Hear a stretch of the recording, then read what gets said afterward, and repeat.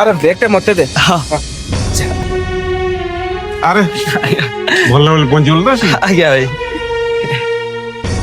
ଆରେ କହୁନୁ ତୁ କହୁନୁ ସେ କ'ଣ କହିବ କ'ଣ ଭାଇ କଥା କ'ଣ କି ମୁଁ ତୁମକୁ ନ ଜଣେଇକି ବାହା ହେଇଯାଇଛି ଭାଇ। କ'ଣ କହିଲୁ ତୁ ବାହା ହେଇଯାଇଛୁ ମତେ ନ ଜଣେଇକି ବାହା ହେଇଯାଇଛୁ?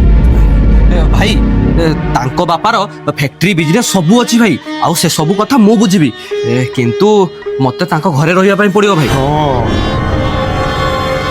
ତାଙ୍କ ଘରେ ତୁ ଘର ଜିମା ହେଇକି ରହିବୁ, ଶ୍ୱଶୁର ଘରେ ତତେ ରହିବାକୁ ପଡ଼ିବନି, ଦରକାର ନାହିଁ।